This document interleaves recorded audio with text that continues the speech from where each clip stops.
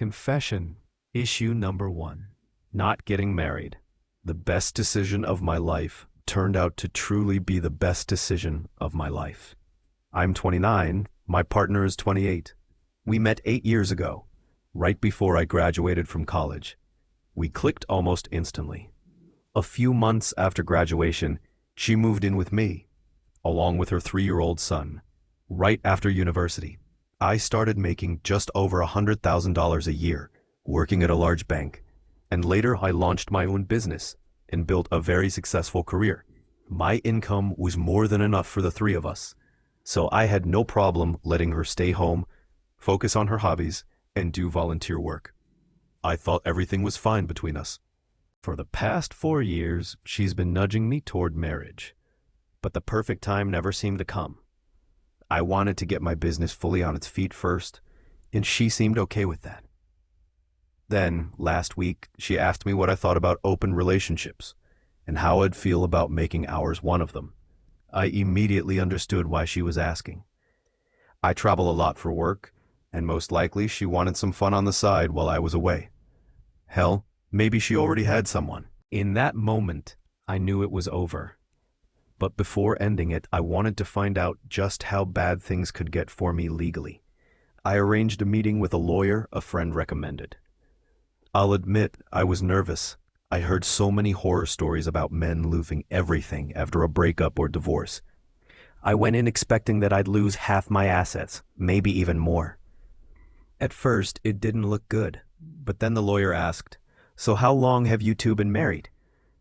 When I told him we weren't married at all, he laughed and said I was the luckiest bastard to ever walk into his office. Turns out, in our country, there's no legal concept of a civil marriage, which means when we break up, she gets exactly nothing. Zero. Zilch. Absolutely nothing. Now I'm just waiting for the right moment to tell her it's over. But one thing's for sure, not getting married was the smartest decision I've ever made. I don't want to go home. There's still an hour left after work, and I'm sitting in my car. At home, I tell everyone I'm stuck in traffic, and strangely enough, that's the happiest part of my day. After work, I park a few blocks away from home, turn off the engine, and just exist. No music, no noise. Sometimes I put on a podcast. Sometimes I just stare at a leaf that's fallen onto the windshield. Type in the family chat again. Traffic's bad, and I sit there, like a raccoon pretending to be an adult who's got life figured out. It started after a tough week. I told myself I just needed 5 minutes to breathe and not drag work home with me. 5 minutes quickly turned into 15, then an hour. Now this quiet metal box is the only place where nothing is expected of me. But there's something unpleasant to admit. I've skipped family dinners. I've ignored calls and walked into the house with a tired smile and my usual excuse about a stalled truck. Because there's always some stalled truck somewhere, even if I wasn't anywhere near the highway. I'm not cheating on my wife. I'm not looking for a new job. I'm just exhausted and addicted to the feeling of being unreachable. And I'm afraid that if I say it outright, that I just need an hour to myself, it'll sound like I don't love you. So I chose the coward's way, silence and excuses. It seems small, but it's not. This kind of behavior erodes trust. I can hear it in the short pause before they answer me. All right, I'll admit it, because I don't want the happiest moment of my day to be when I'm hiding from everyone in my car. I'm going to tell the truth and ask for real personal boundaries. Give me 1 hour after work when I can set my phone to do not disturb, and then I'll come back to my family completely. If they say no, well, at least I'll finally be honest. And if anyone else has the same habit of sitting in their car for a while, just know you're not a monster. It's just that silence feels very different when it isn't stolen. I caught my mom. I caught my mom cheating. The woman I once thought was an angel, cheating on my dad. Now I can't stand her, and I think she's a sociopath. I grew up like most sons, absolutely adoring my mother. She was caring, kind, beautiful, successful, and intelligent, the kind of person I wanted to be like when I was a kid. But I never saw her true nature, and over the last 3 years, I've grown to hate her. She's selfish, manipulative, two-faced, just a bad person overall. It's hard to accept that after 25 years of idolizing her. It's strange to realize that you only truly get to know your parents once you become an adult. This will be a long story, and if at least one person reads it, then it means I didn't write it in vain. I just need to get it off my chest. My parents are both in their 50s now. My dad is a very successful business owner, a great man, a wonderful father to me and my sisters. And he's an amazing husband, far better than my mother deserves. They've been together since high school. In 10th grade, my mom literally kicked another girl out of his Jeep and took her place because she wanted to be with him. That was the first red flag. Dad has always been the softer one, and she's always been the more aggressive one, obviously. Anything she asked for, he did. Anything she wanted, she got. His brother and even I used to tease him for being whipped. When I was 13, they went into more than $90,000 of debt because Mom wanted a big house, a Mercedes, and all the fancy things they couldn't afford. We went on expensive vacations she organized, dined in restaurants way out of our budget. The only thing Dad ever insisted on keeping for himself was his annual deer hunting trips with friends, 3 weekends a year. And even then, Mom constantly complained that he didn't take her with him. She always had to be at the center of everything he did. No exceptions. But that's not what opened my eyes to who she really was. 4 years ago, I was getting ready to marry my current wife. Mom suggested that we all go for a weekend motorcycle trip. Dad and I often go riding together. She also suggested bringing along her former coworker. Let's call him James. She explained that he was going through a rough time after a divorce and needed some distraction. So we went, and overall, it was fun, but something felt off. The group was Mom, Dad, my fiance, and James. The vibe and the way Mom interacted with this old friend just seemed weird. He was a nice guy, tall, good-looking, well-off and fit. He was divorced and had 2 kids about my age. But what really creeped me out was how he kept taking pictures of my mom and dad. It just felt wrong. Anyway, nothing major happened on that trip. But afterward, Mom started acting strange, and Dad and my older sister noticed it first. At the time, I lived across town with my fiance, while my sister was still living with our parents because she was in grad school and had recently divorced. After a 1-year marriage, their husband turned out to be an addict and blew through all their money. A few weeks after our motorcycle trip, my fiance, sister, Mom, and I went to an Incubus concert. Mom was acting weird there too, wanted to smoke weed, was chugging beer, just not like herself at all. It was like she'd suddenly turned into a completely different person.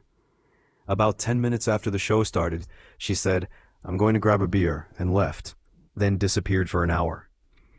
After about 45 minutes, I got worried and went to look for her, but came back empty-handed. I asked my sister if she'd tried calling her. She rolled her eyes and said, "Nah, she's probably talking to James." "What the hell do you mean?" I asked. Then she drops the bomb. She and Dad suspected Mom was having an affair with him. She explained that Mom had been acting suspiciously, changed the password on her phone and iPad, left the room to take calls, and whispered all the time.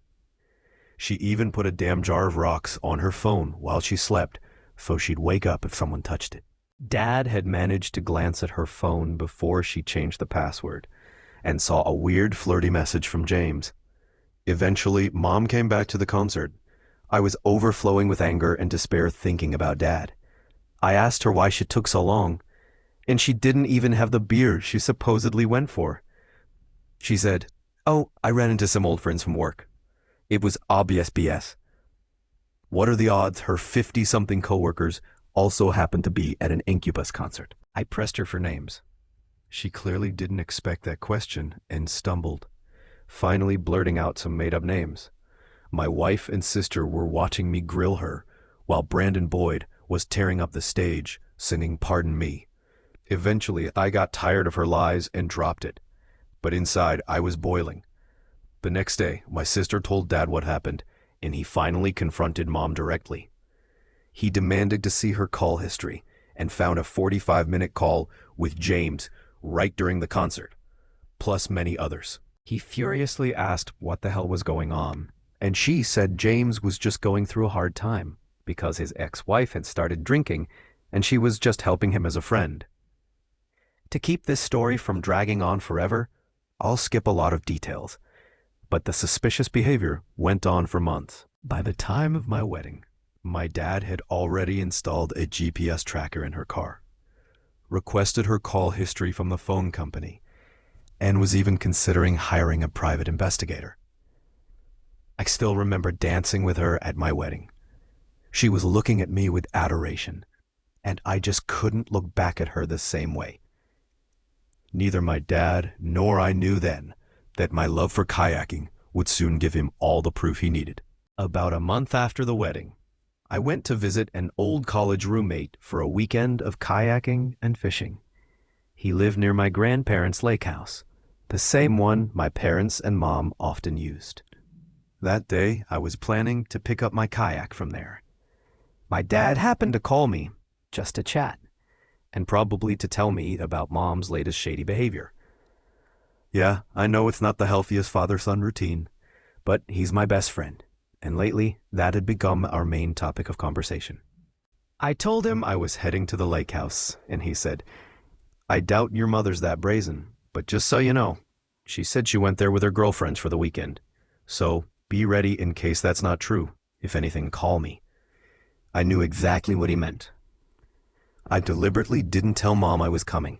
As I pulled up, I felt a wave of relief seeing her car in the driveway, and another one that looked like it belonged to a woman.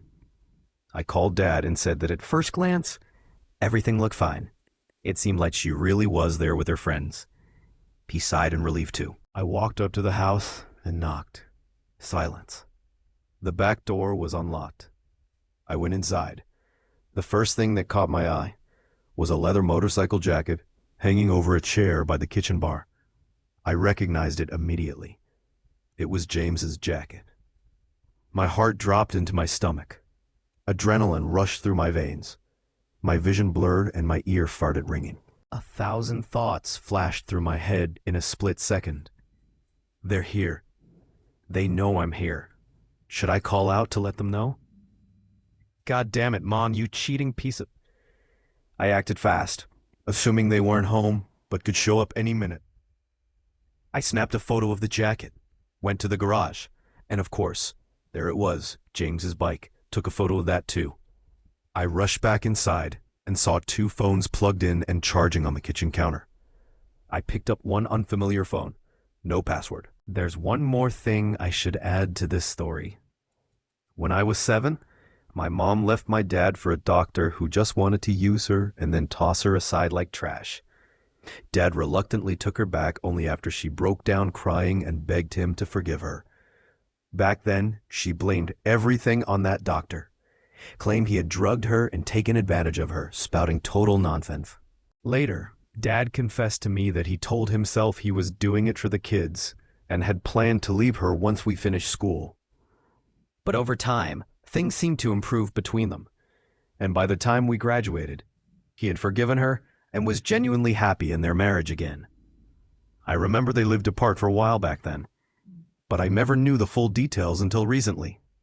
Anyway, I sped out of the driveway from the lake house and drove into a quiet neighborhood street nearby, trying to figure out what the hell to do next.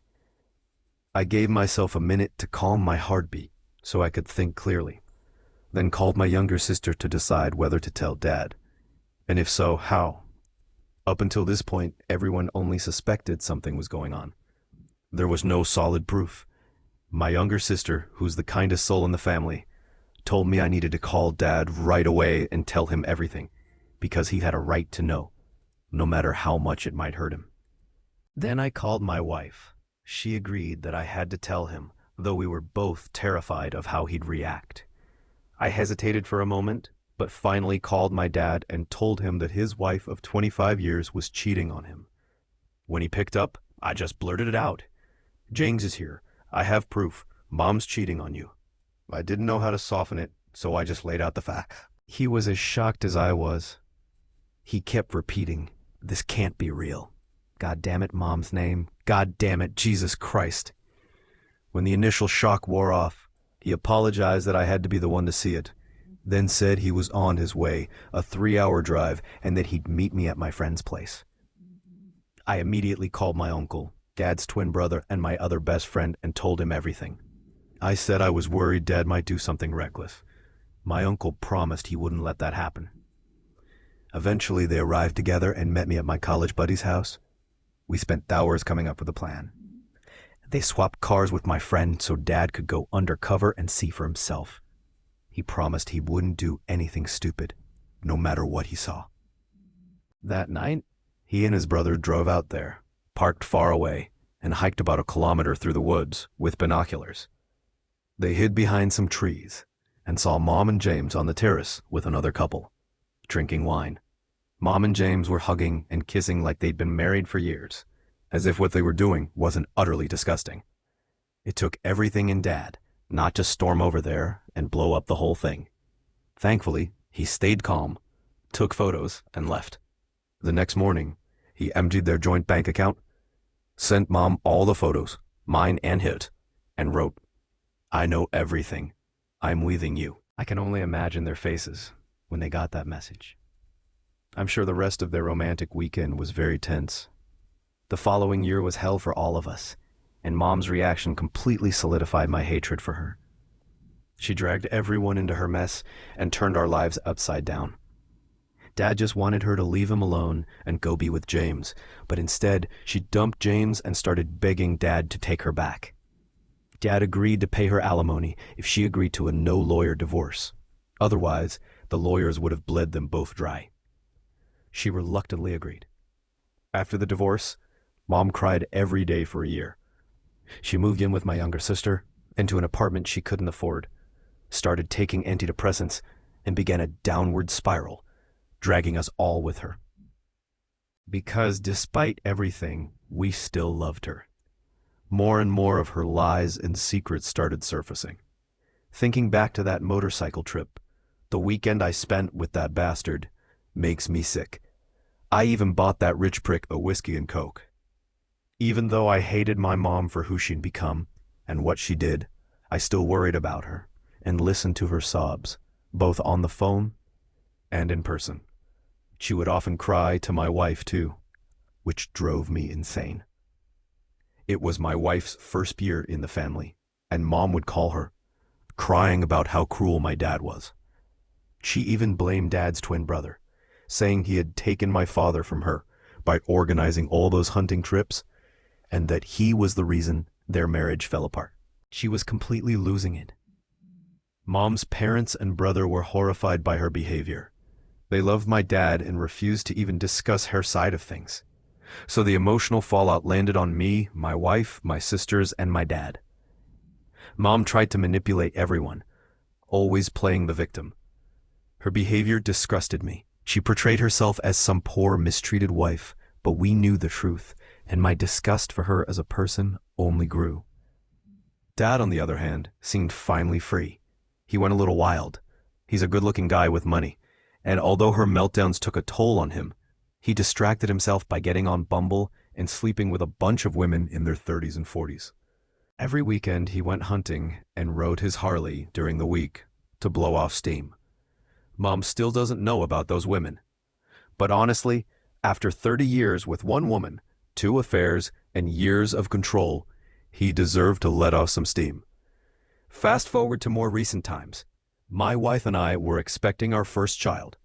What should have been the happiest moment of our lives was overshadowed by Mom's constant drama. I couldn't even get everyone in the same room to announce that they were going to be grandparents. For 10 straight months, she attacked Dad non-stop for not forgiving her, even using my unborn daughter, their first grandchild, as leverage to guilt him into coming back. She told him it would be his fault if their granddaughter grew up with divorced grandparents. It made my blood boil. Eventually, despite all our pleas for him to stay strong, Dad gave in. Slowly, he started getting back together with her. They sold the house and moved into a townhouse together. My daughter is 17 months old now, and my parents have completely slipped back into their old dynamic. Mom in full control, Dad quietly submitting, despite his attempts to set boundaries. It's like watching a villain regain her powers. She went from being this broken, weak woman to the same manipulative force she always was, bending everyone around her to her will. My wife is shy, gentle, and terrified of offending anyone, and Mom uses that, always trying to tell her how to raise our daughter until I step in. She constantly guilt-trips me, saying things like, "Your wife's parents see their granddaughter more often than we do, and they live 4 hours away."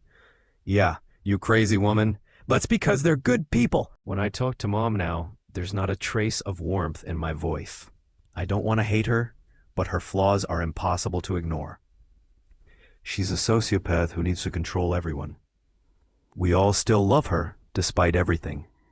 But I'm the only one who calls her out on her bullshit. My older sister barely talks to her anymore. My daughter adores her grandma, and that both warms my heart and infuriates me. Mom doesn't deserve my dad. She doesn't deserve forgiveness, especially considering this was her second known affair. I don't really know how to end this story. I just wish my mom wasn't such a terrible person. Maybe I should be grateful it all happened when it did. Otherwise, I might never have realized that good women exist. And maybe I would have forgotten how to trust. Thanks for reading this far.